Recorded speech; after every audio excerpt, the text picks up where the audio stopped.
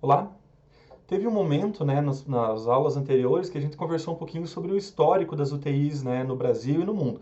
E você deve ter percebido que as UTIs não começaram, né, não surgiram aqui no Brasil há muitos anos. Faz pouco tempo, né, relativamente pensando, que as UTIs foram implantadas nos hospitais.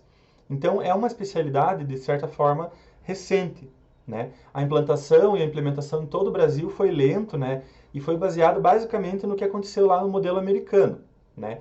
É, como a UTI tem uma alta tecnologia e precisa de uma capacitação bem específica, né, para os profissionais, a gente tem vários grupos farmacêuticos, a gente tem várias, né, empresas que fabricam equipamentos médicos hospitalares, que fabricam materiais, né, de uso médico hospitalar, que estão interessados nisso, que estão participando de todo o processo de implementação de UTIs pelo Brasil a todo. A gente viu isso acontecer recentemente bastante por causa da Covid-19, né, onde tiveram um aumento expressivo do número de leitos de UTI, a gente tem vários leitos exclusivos para a Covid-19, apesar que a gente já percebeu que simplesmente abrir novos leitos não resolve o problema, né? A gente precisa de outras coisas, como o uso de máscara, vacinação, né, dos grupos mais vulneráveis, isolamento social daquelas pessoas que podem trabalhar em casa, né? E a gente precisa seguir tudo isso, porque só abrir novos leitos de UTI para a Covid não está resolvendo a situação e não vai resolver, né? Então, mas de certa forma, num período relativamente curto, surgiram as unidades de terapia intensiva ou centros de terapia intensiva, né? Os CTIs, que são... a gente já falou sobre os centros de terapia intensiva em outras aulas, quando vocês perceberam que são locais que centralizam várias pequenas UTIs, né? Que tem aí entre 8 e 12 leitos, e aí os CTIs vêm para juntar, né, essas UTIs para fazer um grande centro ali dentro dos hospitais. Eles são locais onde tem muita tecnologia, né? Ali você tem vários aparelhos, a gente já falou até de alguns deles, vai mostrar para vocês em outros vídeos aí como que eles funcionam um pouco melhor. É, e esses espaços, eles são destinados tanto à equipe médica quanto à equipe de enfermagem, né? A gente tem outros profissionais também trabalhando. É necessário muita habilidade, muita destreza para a realização das técnicas. Vocês já perceberam que a equipe, ela tem que estar muito em sintonia, né? Por quê?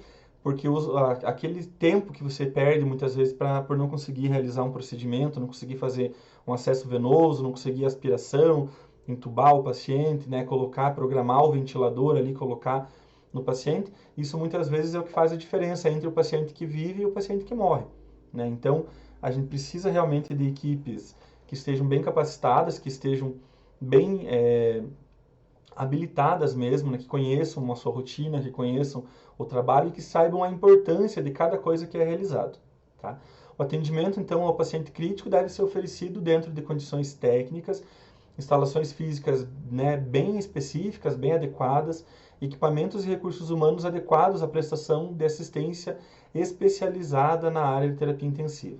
Por isso, né, os profissionais devem sempre passar por atualização, devem sempre estar sendo, né, continuamente lembrados, né, e novamente trabalhados, coisas que mudaram, coisas que são novas realmente naquele trabalho deles. Então, a educação continuada, a educação permanente é muito importante nessa área, né, especificamente aqui falando de emergência, né, especificamente falando da UTI, assim como também é muito importante para todas as áreas, né, todas as pessoas que trabalham em hospitais, trabalham em unidades básicas de saúde, UPAs, pronto atendimento, todas elas devem estar muito conscientes, né, do seu papel e de conhecer, né, quais são as rotinas necessárias para aquele trabalho que está sendo realizado, tá? É indispensável, né, para a organização da unidade que todo mundo possa cooperar no desenvolvimento das atividades. Então aí eu quero falar para vocês o seguinte: na UTI a gente tem uma equipe multidisciplinar, a gente já falou disso em outras aulas, né? É uma equipe que trabalha junto, é uma equipe de vários tipos de profissionais, não é só médico, enfermeiro e técnico de enfermagem que trabalha, muito pelo contrário, tem vários tipos, né? Aqui a gente vai citar, por exemplo, além da equipe de enfermagem, né, enfermeiros e técnicos, a gente tem nutricionista, fisioterapeuta, psicólogo, a gente pode ter odontólogo, que faz um papel muito importante também, técnico de radiologia, né, farmacêutico, a gente tem aí inúmeros profissionais que vão somar, que vão contribuir. Todos eles têm a mesma importância, toda atividade que está sendo realizada dentro da UTI é indispensável, né? A gente não pode colocar que só o trabalho do médico é importante, que se não tiver o médico todo mundo morre. A verdade é que o trabalho do médico é muito importante mesmo, mas ele não é o único profissional, né, que é fundamental para essa equipe. A equipe toda tem que estar bem em sintonia, não só a equipe de enfermagem, quando eu falo isso, tá? O sucesso do tratamento, né, que está sendo dado ali na unidade, ele está relacionado com o bom atendimento ao paciente que toda a equipe vai estar dando.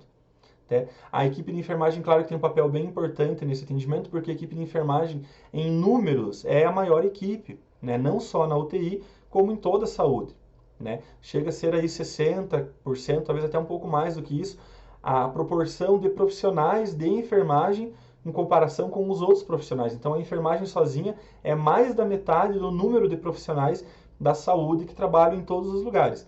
Mas todo mundo tem um papel bem significativo, todo mundo tem um papel bem importante, né? As atividades de enfermagem que são realizadas na UTI devem ser desempenhadas por um profissional treinado. Cada profissional tem a sua função. Se na UTI tiver algum auxiliar de enfermagem, o que não é uma coisa muito comum nos dias de hoje, né? Mas alguns hospitais ainda têm esse profissional, ele pode realizar atividades mais simples. Então ele pode fazer a limpeza dos leitos, né? Ele pode fazer montagem, né, dos leitos, organização nessa parte, encaminhar equipamentos, né, encaminhar materiais para esterilização, né. O técnico de enfermagem ele já vai prestar cuidados diretamente para o paciente grave. Então, vocês viram que o auxiliar de enfermagem na UTI ele não deve prestar atendimento diretamente para o paciente grave, porque não é uma atribuição do seu cargo, tá? Mas o técnico sim. Ele vai fazer os cuidados com o paciente, né, os cuidados de enfermagem que estão sendo ali elencados, aquilo que é necessário. Ele vai fazer as anotações de tudo aquilo que ele fez, né, tudo aquilo que ele observou, ele vai anotar no prontuário do paciente.